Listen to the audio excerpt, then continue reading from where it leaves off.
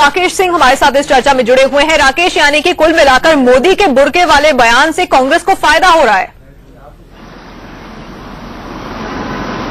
देखिए, साफ तौर पे तान्या, सेकुलरिज्म ऐसा मुद्दा है जिसको कांग्रेस के लिए फायदे का सौदा होता है। कांग्रेस इसी को लेकर आपने देखा कि कांग्रेस ने सारे नेताओं को मैदान में उतार दिया, चाहे बात सूचना एवं प्रसारण मंत्री मनीष तिवारी की बात हो, दिग्विजय सिंह की बात हो, या कांग्रेस ने जिस तरह से अपनी प्रेस कॉन्फ्रेंस, जो नियमित प्रेस कॉन्फ्रेंस 4:15 बजे होती है, 12 बजे प्रेस कॉन्फ्रेंस करके और पूरी तौर पर हमला किया गुजरात के मुख्यमंत्री नरेंद्र मोदी पर, और साफ तौर पर कहा कि विकास की बात करने वाले नरेंद्र मोदी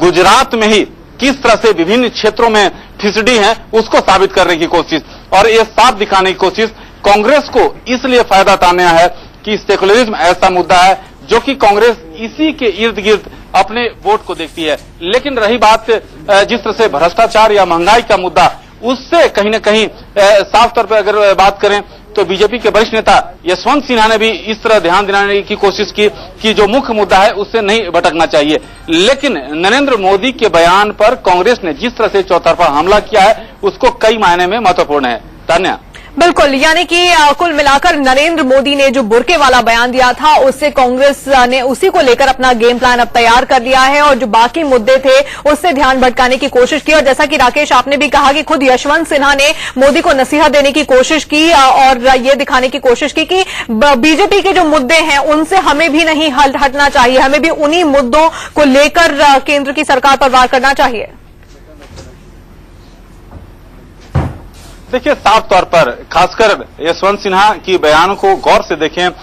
तान्या, तो साफ दिखाता है कि जो भ्रष्टाचार है, महंगाई का मुद्दा है, जो बीजेपी के लिए सूट करता है। अगर जिस तरह से जो नरेंद्र मोदी का बयान है, उससे कहीं न कहीं बीजेपी जो मुख्य मुद्दे है उससे भटक रही है। लेकिन नरेंद्र मोदी के बयान पर जिस तरह से कांग्रेस ने चौतरफा हमला किया है, और आपने देखा कि कांग्रेस ने पूरा ब्रिगेड को मैदान में उतार दिया, और चाहे बड़े उसके कांग्रेस के कोटे से वरिष्ठ मंत्री हों या कांग्रेस के नेता, सभी ने हमला बोला और सीधे तौर पर यह दिखाने की कोशिश की कि आखिरकार कांग्रेस सेकुलरिज्म में विश्वास क्यों करती है। साफ तौर पर अगर कहे तो जो मीडिया प्रभारी हैं अजय माकन ने साफ तौर पर कहा कि सांप्रदायिकता के नंगेपन से अच्छा है सेकुलरिज्म का बुर्का। तो यह साफ तौर पर दिखाता है कि खासकर सेकुलरिज्म ऐसा मुद्दा है जो कांग्रेस को सूट करता है। बिल्कुल